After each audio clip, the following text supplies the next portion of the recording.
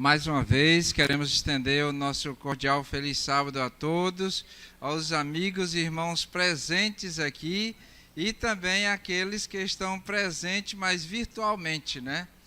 Não quis rimar não, mas foi só... estão aí do outro lado da tela, tanto os que estão assistindo ao vivo, como os que vão assistir já em outra ocasião, já sejam todos, se sintam todos abraçados pelo Senhor e acolhidos por Ele, né? O título da mensagem de hoje, uma verdadeira adoração, né? Quando a gente canta, ou começamos a cantar, já vimos que o hino, que a mensagem ia falar sobre adoração. E falando de adoração, nós vamos então abrir as nossas Bíblias no livro de Daniel. É uma história muito conhecida, mas que eu gosto demais, e cada vez que eu leio essa história, eu tiro novas lições para a minha vida.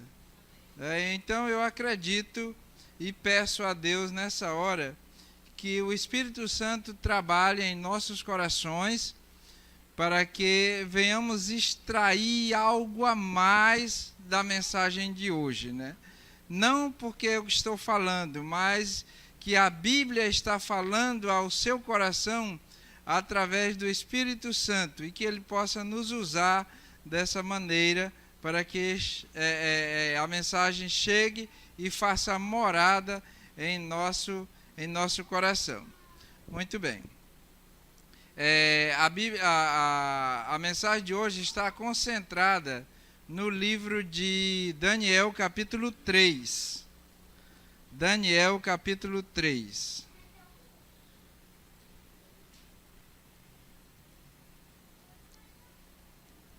Muito bem. Daniel, capítulo 3, conta a história, né? Como eu estava dizendo, uma história muito conhecida. Mas nós vamos, antes da gente entrar mesmo na história, vamos fazer uma recapitulaçãozinha do que aconteceu antes, para que a gente chegue nesse contexto aqui, né?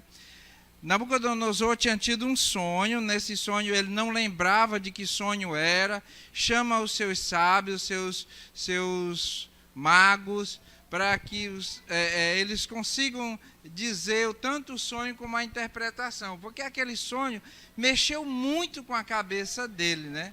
Porque às vezes a gente sonha e você não consegue lembrar o que aconteceu, mas às vezes não lembro, passou. Mas Nabucodonosor, uma coisa mexia com ele, esse sonho era importante e ele precisava saber. O Espírito Santo já desde então trabalhando na sua mente e o impressionando para que ele soubesse que sonho era e a sua interpretação. Então ele chama os magos, né? Lá, olha, eu sonhei, só que eu não lembro do sonho. Eu quero que vocês me digam aí o sonho e a interpretação. Os magos disseram: Senhor, o negócio aqui está difícil, né? Você não diz nem o que foi que aconteceu para que a gente possa dar a interpretação, né? Às vezes o meu sogro, ele gostava muito, né, de você contar sonho para ele, né? Quando você contava um sonho para ele, e ele gostava de dizer o que era que tinha acontecido aquele sonho. Ele sempre falava de um sonho que eu tive, né, na década de 80, né? E aí ele me chamava de profeta por causa desse sonho, que eu estava sonhando lá em Bom Jesus e as coisas estavam acontecendo aqui na igreja. E ele não esquecia esse sonho, né? Mas só tive esse sonho, viu? Só foi esse, não me fala. Não, foi. Pois é, mas não me peça para interpretar sonho, né?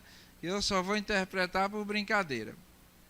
Então, aí, quando chega Daniel, e Daniel se propõe ali a interpretar o sonho, me coloque na frente do rei, que eu vou interpretar o sonho. Aliás, Deus vai me dar a revelação. E então ele chega e diz assim: olha, rei, o sonho que você teve foi esse.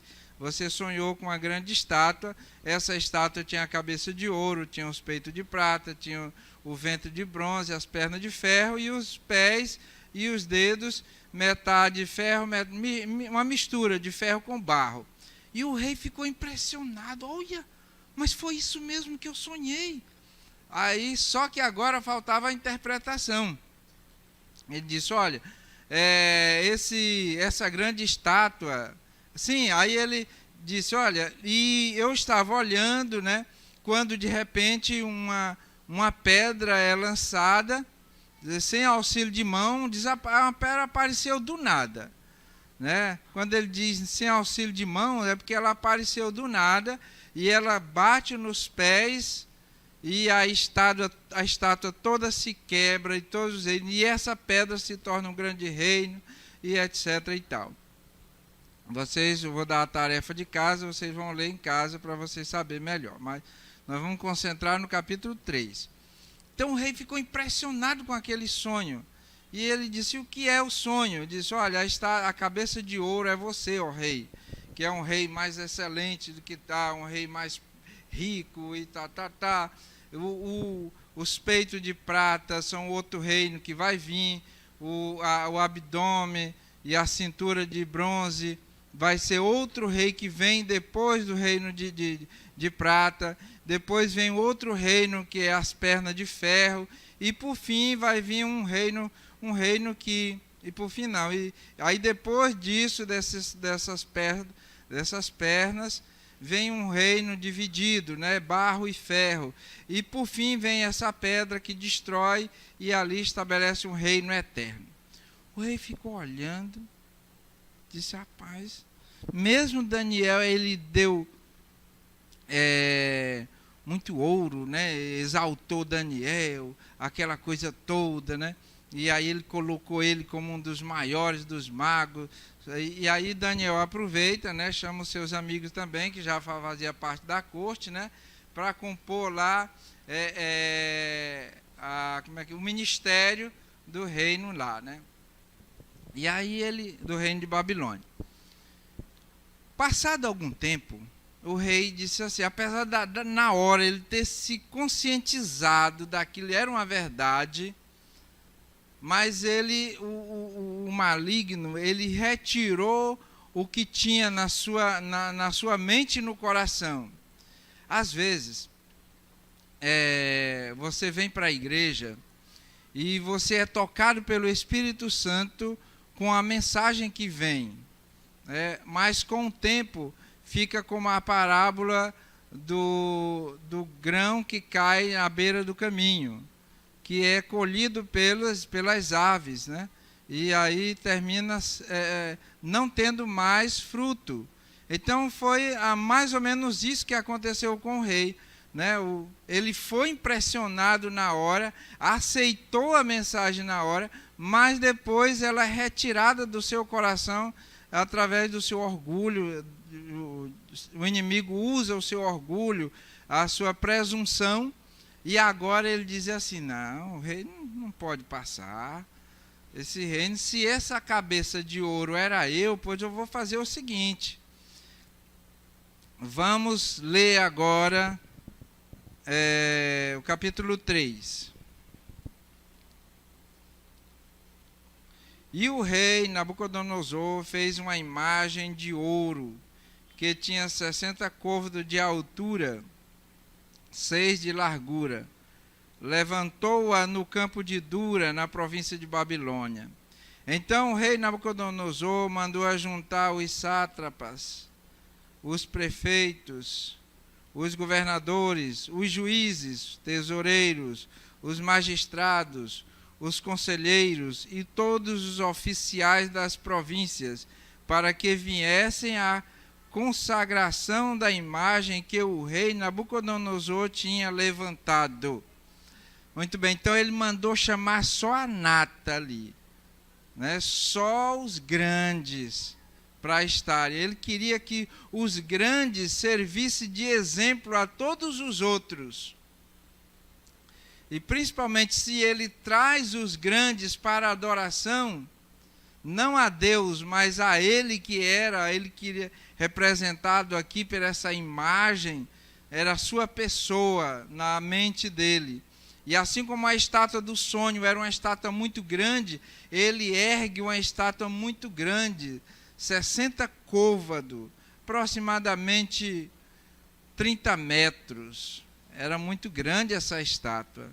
E ele levanta ali na planície de Dura, na província de Babilônia, e chama todo mundo. Olha, todo mundo tem que adorar essa imagem.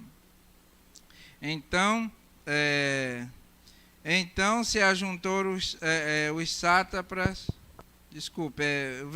verso 4.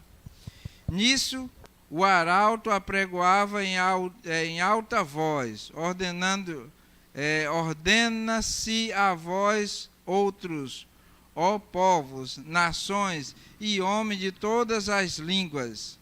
No momento em que ouvirdes o som das trombetas, do pífaro, da harpa, da cítara, do saltério, da gaita, da gaita de fole, de toda a sorte de música, vos prostrareis e adorareis a imagem de ouro que o rei Nabucodonosor levantou. Qualquer que não se prostrar e não adorar, será no mesmo instante lançado na fornalha de fogo ardente. Então o rei não queria que o reino dele passasse. Por isso ele constrói não uma estátua de ouro, prata, ferro, bronze, ferro e barro, mas constrói uma estátua toda de ouro, porque ele diz, olha, o reino de ouro não vai passar. E todo mundo vai se prostrar lá, porque não vai haver ninguém que derrube esse reino, que estraçalhe esse reino, porque ele vira no sonho uma pedra que era lançada, só que ele não via de onde saía essa pedra. Então ele disse, todo mundo agora vai adorar. A gente sabe que por trás dele estava o maligno, né? Querendo adoração. E usou o orgulho, e usou a presunção de Nabucodonosor para fazer com que as pessoas deixassem de adorar a Deus, tirar o seu foco de Deus para adorar aquela imagem de Nabucodonosor. Irmãos, quando nós adoramos algo nessa terra que não é Deus, seja uma pessoa, seja uma coisa, seja algo de qualquer forma físico ou até mesmo virtual, não é essa coisa que nós estamos levando a verdadeira adoração, mas estamos levando o inimigo de Deus, porque o que ele quer é tirar o foco de Deus para o foco das outras coisas, do Criador para a criatura.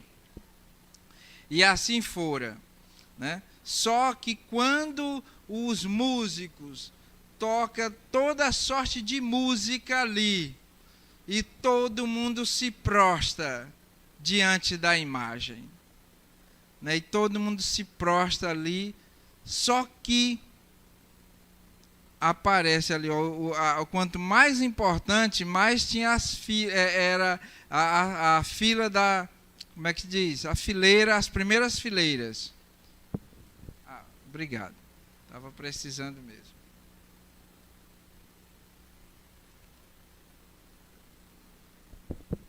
Então ali, nas primeiras fileiras, estavam os seus ministros. Todo mundo prostrado ali. Mas tinha 3 jovens que não se prostraram. Vamos fazer aqui a leitura. Verso 11.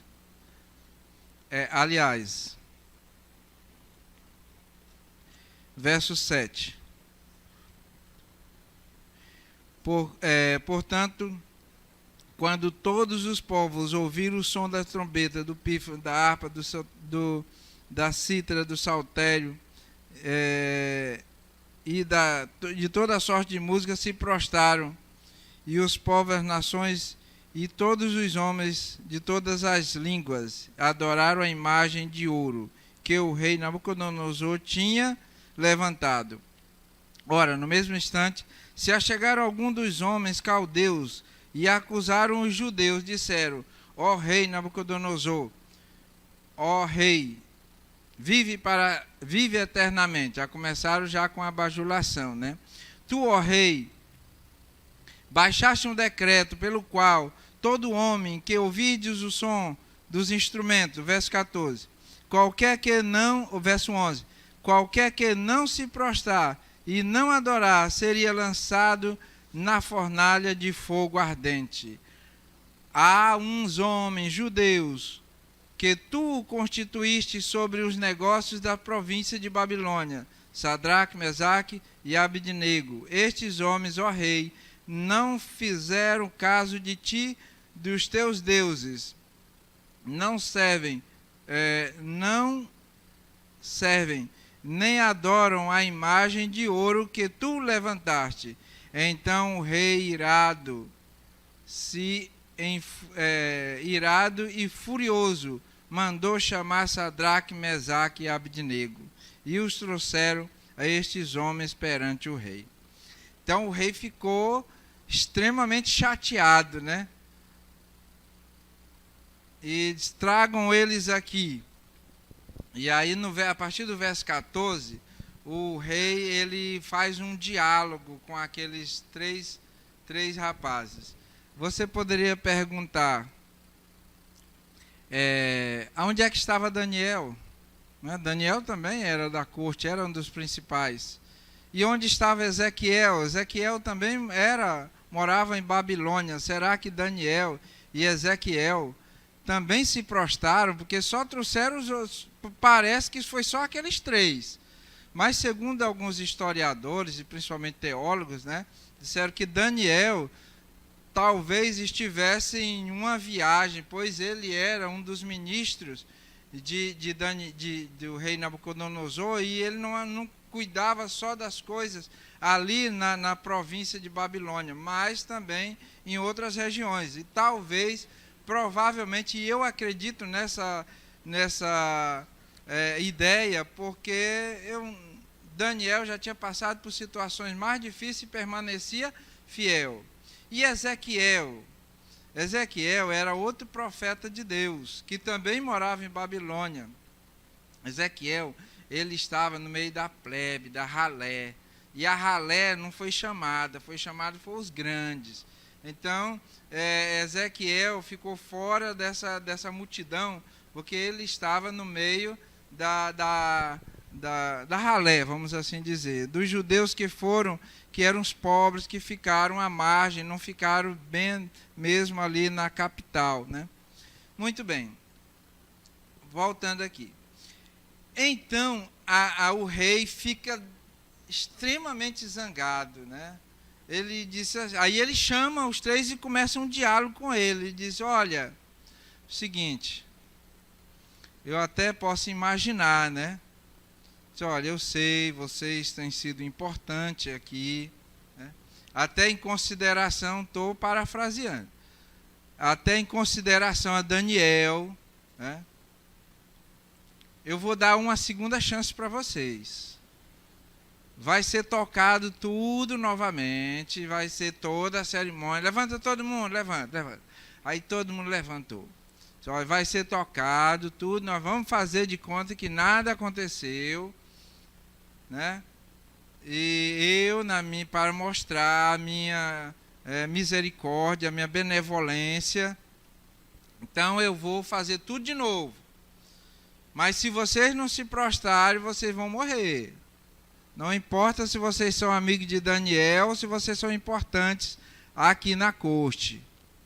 E aí ele toca novamente, né? Ele manda tocar. Aliás, desculpe.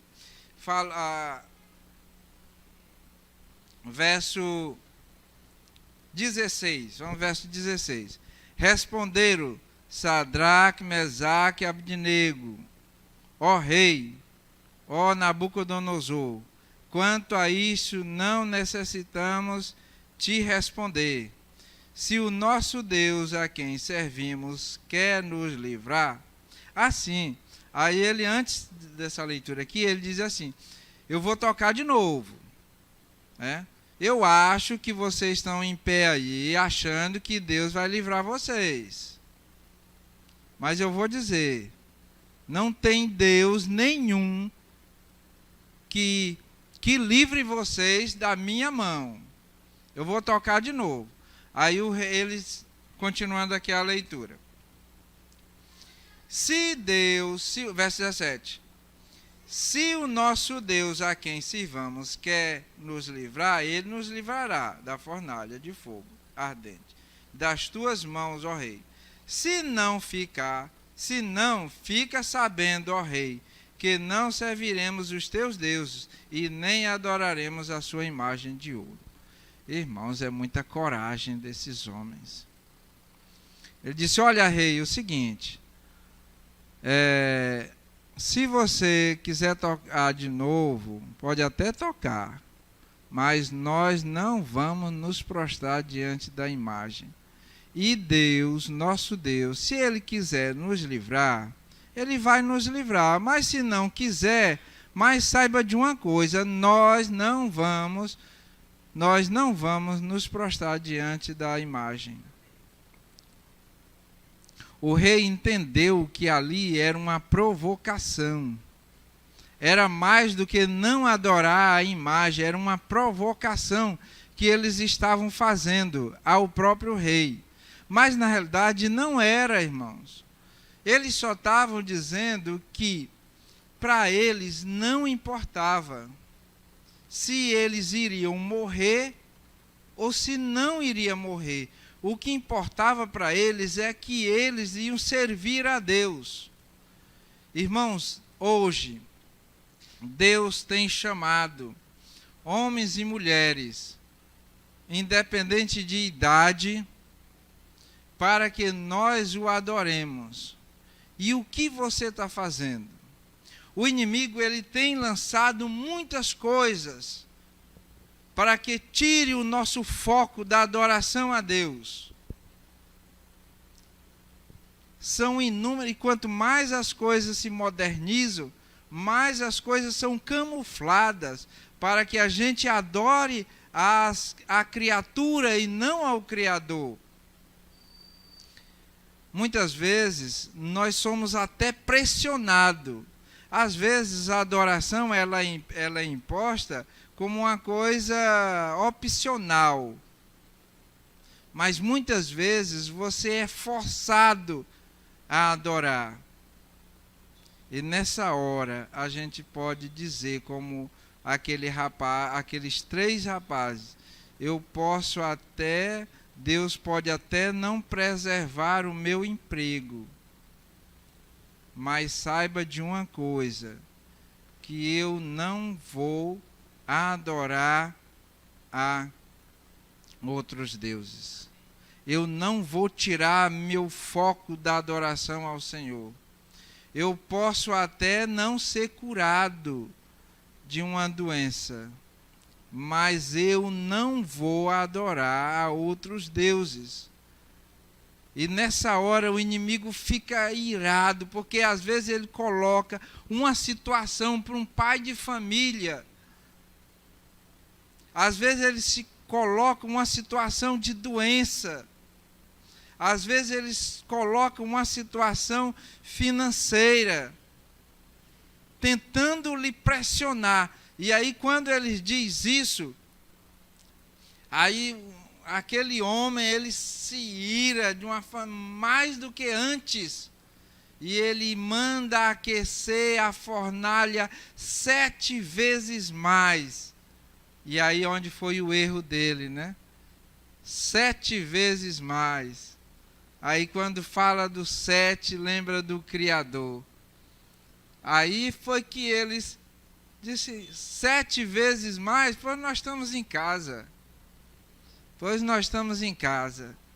E eles, irmão, para eles, aqueles 3 jovens, eles já tinham morrido.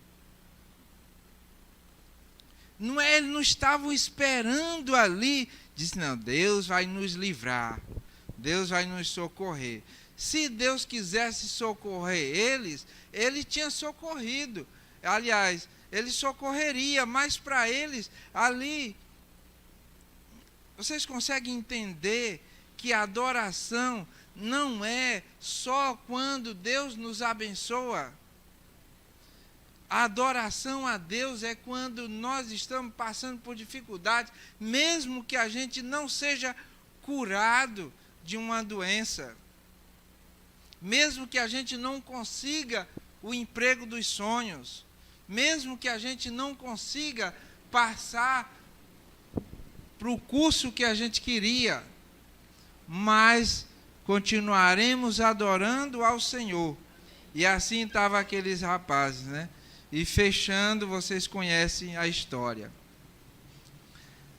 Aí aquele homem manda aquecer a fornalha 7 vezes mais, e agora pega os homens mais fortes do reino, para que eles não escapem, e manda atar eles com as suas próprias túnicas. E quando eles vão lançar ele na fornalha, que abre a fornalha ali.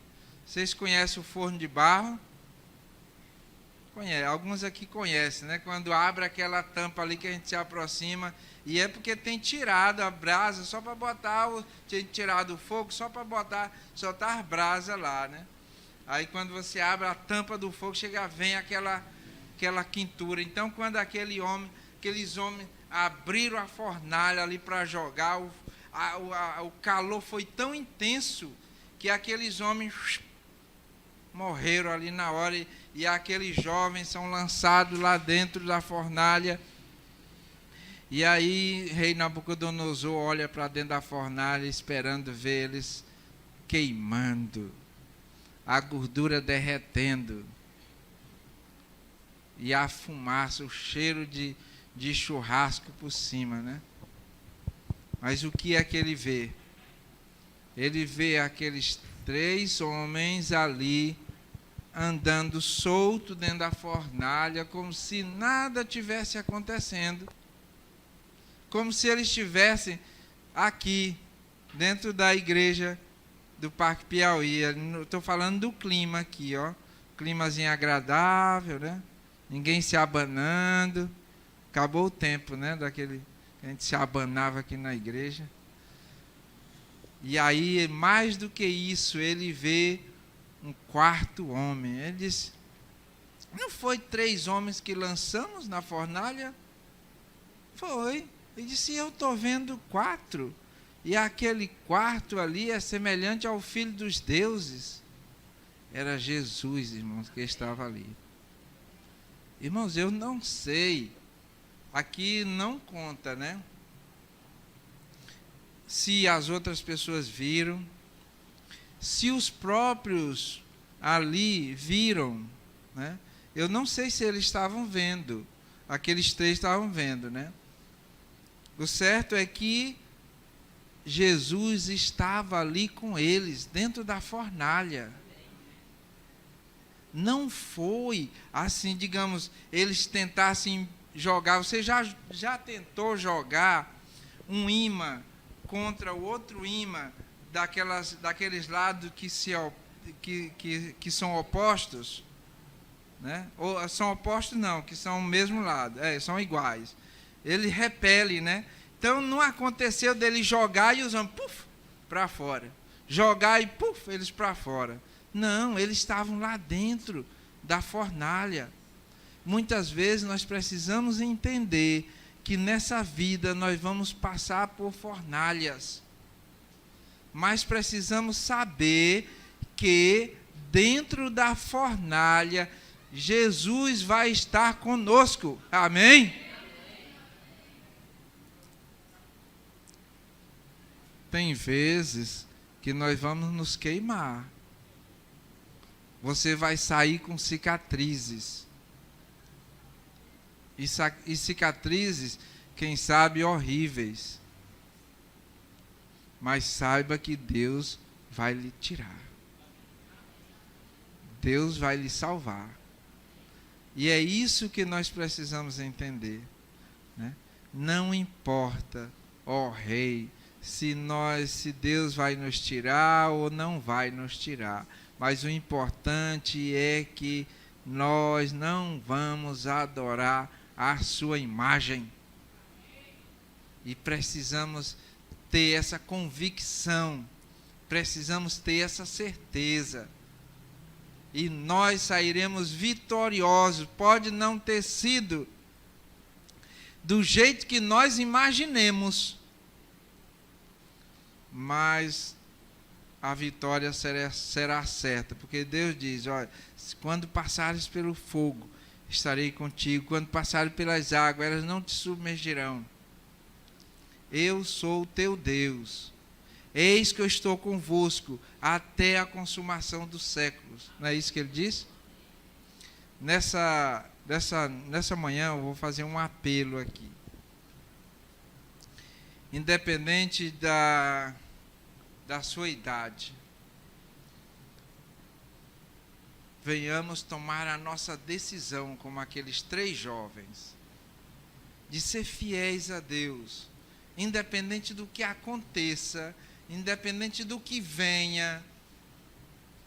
Irmãos, eu tenho muita fé em Deus, que a partir de uns dias para cá, a igreja do Parque Piauí, ela vai voltar a ser uma igreja missionária, uma igreja que trabalhe, uma igreja que não só traga pessoas para o reino de Cristo, mas também que é uma igreja que vai estar se preparando para o reino de Cristo.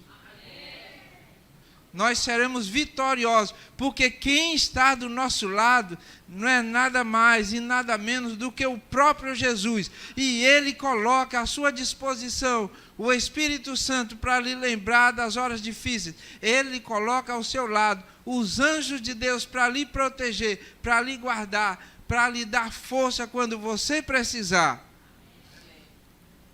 E o meu desejo é que nós tomemos essa decisão de estar do lado dele, porque daqueles que se prostraram vão ficar na história, vão ficar no esquecimento, mas aqueles que não se prostrarem vão ter os seus nomes escritos no livro da vida do Cordeiro e andarão com ele pelos séculos dos séculos. Amém. É o meu desejo e minha oração nessa manhã de sábado. Amém, Senhor.